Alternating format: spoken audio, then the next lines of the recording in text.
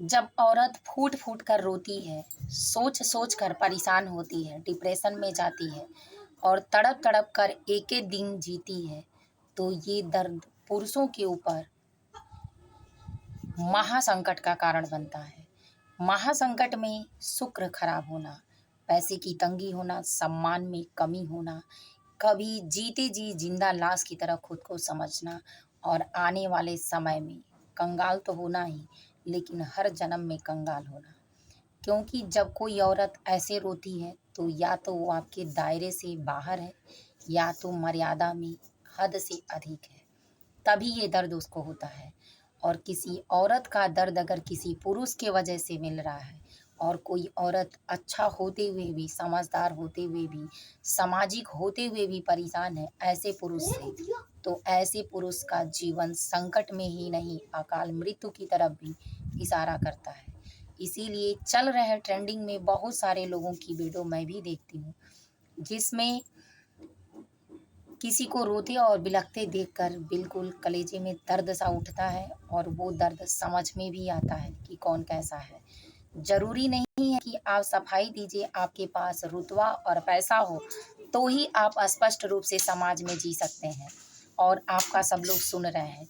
जब तक आपके पास स्टार है तब तक आपका अपना, सब आपका अपना है। लेकिन जिस दिन आपने अपने बारे में सोचना और समझना शुरू किया, अपना वारिस पैदा किया, अपने भविष्य को देखा, उस दिन जो आपका बड़ा भाई है, जो आपका छोटा भाई है, जो आपकी माँ है या आपकी बहनें हैं, वही आपसे जलने लगेंगी। इसलिए नहीं कि उनकी सुविधा में कमी हो रही है और उनका प्यार बँट रहा है, इसलिए कि आपकी सुविधा में कोई और हकदार हो रहा है। तो आपके स्टार बनने से भी कोई फ़ायदा नहीं है। जिसका अपना नहीं होता, वो अपने लिए कुछ भी कर ले उसका मायने नहीं होता। इसीलिए टाइम रहते अगर खुद में सुधार किया जाए और भविष्य का निर्माण, आपने मेहनत करके आप अपने आप को स्टार बनाया है, पर आपका बच्चा स्टार होकर ही पैदा होता। पर आपके भाग्य में और दुर्भाग्य में, दोनों में सुख नाम की कोई चीज़ नहीं है।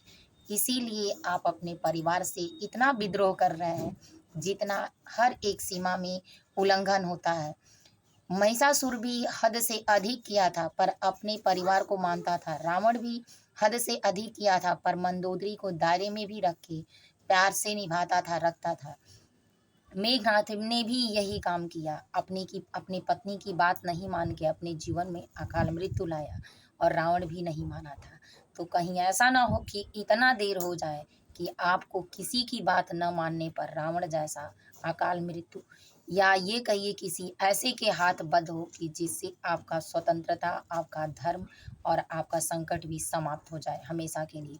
क्योंकि जो ज़्यादा अत्याचार करता है उसका एक रोंवा भी, जो कहते हैं लोग, रोंगटे भी खड़े होने के लिए नहीं जगह होते, वो भी जगह नहीं मिलता है। क्योंकि आपके अत्याचार सीमा से ज़्यादा अलग है।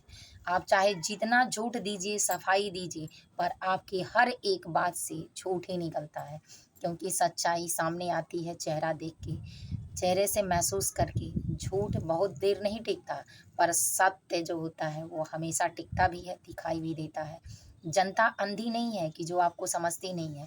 सब लोग समझ रहे हैं कि जो अपने परिवार को नहीं निभा सकता, जो अपने परिवार का सुख दुख नहीं देख सकता, अपने साथ नहीं रख सकता, जिम्मेदारी नहीं उठा सकता, अपने काम में हस्तक्षेप करना पसंद नहीं करता, जिसको अपना नहीं बनाता, अपना बनाकर टाइम नहीं देता, वो जनता को क्या टाइम देगा। पत्नी तो आधी रात बाद भी मिल जाती है, सुबह में भी मिल जाएगी, 1 घंटा दिन में भी मिल जाएगी, पर जनता को आपको भोजन करते हुए भी उठ कर जाकर देखना पड़ेगा, ज़रूरत पड़ेगी तो क्या आप दे पाएँगे? नहीं दे पाएँगे। तो इसलिए जनता को भी इस बात को सोचना चाहिए कि हमारे लिए अच्छा कौन साबित होता है। जो आपको प्यार देता है, जो आपके दर्द में उसको दर्द से आँसू गिरता है, वही आपका अपना है। वरना ज़रूरत और अपना रुतबा और शान बनाने के लिए सब लोग जनता का इस्तेमाल कर सकते हैं और करते भी हैं। बहुत सारे ऐसे नेता हैं कि जो जनता का इस्तेमाल करते हैं, वो भी भोली-भाली जनता का। तो जनता अब जागरूक हो चुकी है। 21वीं सदी है और सबको पता है, आप गलती से भी गलत व्यक्ति को वोट न दें कि जिससे वो अच्छा काम ना कर पाए कभी। जो अपने परिवार में उत्तम विचार नहीं रखता है, वो आपके परिवार, आपकी बहन, बेटी, बहू के साथ होगा तो क्या रखेगा। तो उम्मीद है कि बिना नाम लिए मैंने बहुत सारी बातें कही उस व्यक्ति को कि जिसने अपने रुतबा को कमाने के लिए अपने ऋतु को यानी ऋतु को छोड़ दिया कि जो हर मौसम में परिवर्तन होकर सुख देती है, तो फिर आपको क्या देगा। तो वीडियो पसंद आया हो तो लाइक कर लें और फिर नेक्स्ट पार्ट में मिलती हूँ। किस बात पे इंतज़ार करें। जय माता जी, हर हर महादेव। जरूर।